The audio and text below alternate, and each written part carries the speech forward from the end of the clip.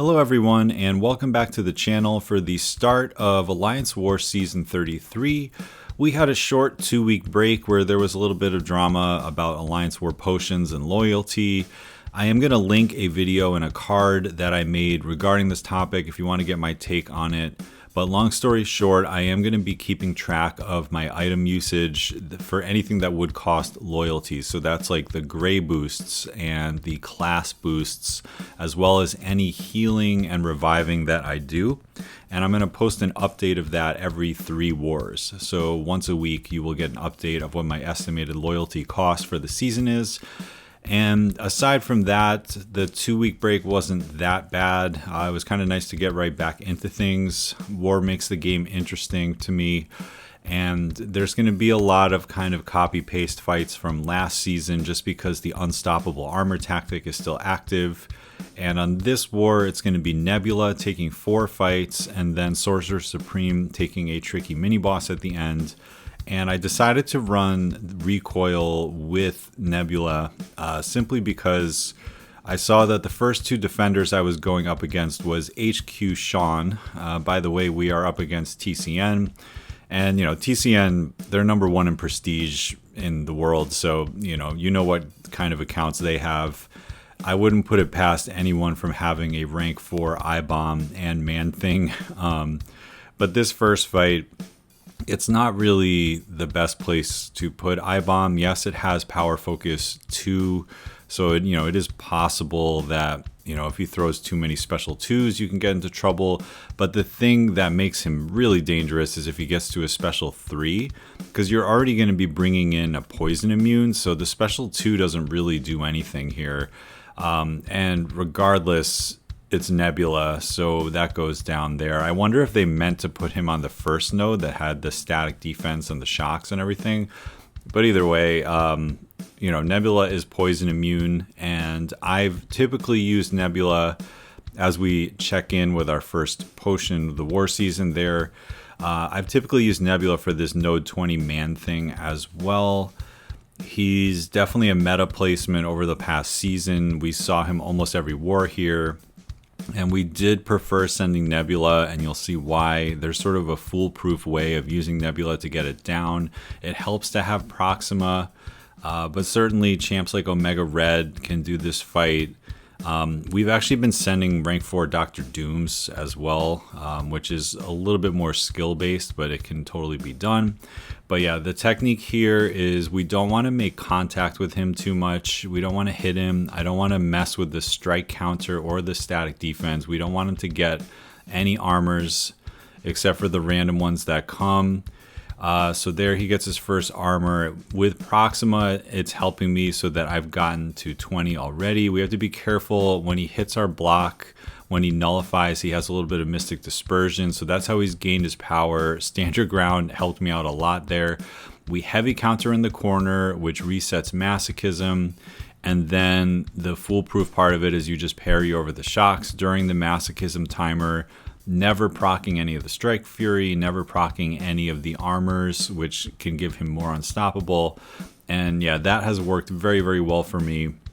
The only issue is the amount of block damage that you have to take. And, given the new system with the potions and everything, running Nebula can be somewhat expensive because if you're using her for multiple fights, if she has recoil on, the special 2 doesn't, it basically finishes and then recoil procs and then they die. It's not like the special 2 itself kills them. So that's 5% damage right there, and then all the blocked hits and stuff. She doesn't have the greatest block proficiency out there. So that's one of the issues here with running a champ like Nebula. And then we're going to see later that I need to swap on Mystic Dispersion, so that's unit cost, and also a boost falls off that I would have liked to use for Sorcerer. So war costs a certain amount, and it's already costing units, it's already costing potions. We don't want to see more cost to war, otherwise it's going to lock people out. So I wanted to show the boosting process a little bit here, just to kind of show you that I'm conserving my 30% boosts. I have recoil on. Omega Sentinel is rank 4, but she's a robot. So this is the new node that has the buffet over time. The node's not that different than it used to be. It's just instead of like an instant buffet, the buffet procs would become a buff. And also if she gets too many of them, she can go unblockable, which we wouldn't want to have happen. So she has very high base attack, so those blocked hits really hurt.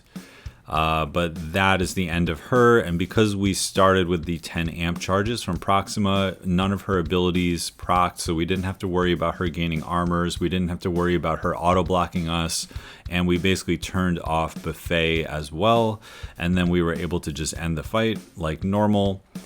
Nebula is very hungry for the advanced power boost. I mean, I guess you can definitely start with 0 power and be okay. But, it's the first war of the season. I had a couple of the boosts in overflow, so I was happy to use them, especially because I got, 4 fights out of 2 boosts. And this is Nimrod on 46, which we've seen a lot of as well. The thing, I'll just say it again, even though I say this every time I take him, the things that can really mess you up here are that you want to get over 2 bars of power before you do your finishing blow. And what I mean by that is as soon as you parry to transfer over the shocks, your ability accuracy reduction goes out the window because you no longer have amp charges. And if you're under 2 bars of power, he can special lock you. So right there, the other thing we're looking at is those 2 timers. We want to make sure that both of those timers are very far away from being completed because both of those timers will give him an armor. One of them is the unstoppable armor timer, and the other one is his protocol shifting one. And again, if you dump your amp charges and one of those timers comes up, he could potentially go unstoppable, and you don't want to have him go unstoppable in the middle of doing a special 2. So now this is the point of the war where I'm going to just place the defensive mode on Super Skrull nice and early just to make sure that that procs, because I do want to be starting in there. I'll go over my strategy in a minute for this tricky fight on 48, but a little bit of time passes. We take off Recoil and Liquid Courage and Double Edge, and we add Mystic Dispersion and Petrify 3 out of 3. This node has a lot of annoying stuff on it. It has return policy, so I can't use my nullification aura off of special 1. However, the armor breaks are considered nullify for some reason against return policy. I think that is an interaction that needs to get looked at. So that's going to be giving him a little bit of power. We have to get the slow up. He has power efficiency, so he's just going to be getting a lot of power between the armor breaks and between not spending a lot of time, not spending a lot of power to use his specials and getting it right back. He's going to get power gain buffs because as you saw, he was SIG 160, so it's a decent enough power gain. And then on top of that, there's just going to be double miss often because he has a miss falter in his kit, and then the falter from the node missing in action is something to really keep track of, something that's very tricky. So all I know in this type of fight is that I know how I'm going to start it. I know when I'm going to use my special 3. And then the rest of it is just going to be reacting in real time to what's going on. There's not really a lot of ways to practice it. So we want to be careful to not parry too many times because I don't want to give him too many furies, because the last time that happened, he converted them all into armors and went unblockable. But I started in blue mode so that I could get to purple mode at 2 bars, get a nice long slow. Right there, first falter of the day. Fortunately, he didn't hurt us on it. There will be sometimes him hurting us later. Now we have the falter. I cancel it mid-special. We don't have slow up anymore, so I have to be careful. I want the miss to fall off, and I'm just kind of calculating in my head. It was worth it to me to throw this special 3 now while I was in purple mode. I wanted to lock in that permanent slow.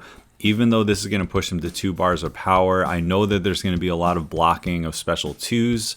It is intentional because a lot of this fight I'm going to be able to have up the regen on block. I don't have it up now, but also the falter debuff gives us a little bit of healing, and if he doesn't have a ton of furies or if he doesn't have the energy vulnerability type stuff, he's probably not going to hurt you too badly. But now we do have the regen on block.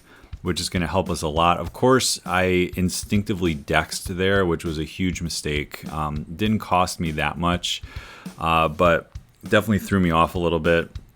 I think you know what that's like. Sometimes when you face War Machine, you instinctively dex. It's kind of the same thing. That was just a big mistake. The first mistake of a couple, unfortunately, but I have gotten into trouble in this fight before, and I've been able to figure out how to get off of it. And now something just happened that was super annoying, which is that the green icon for regen on block disappeared.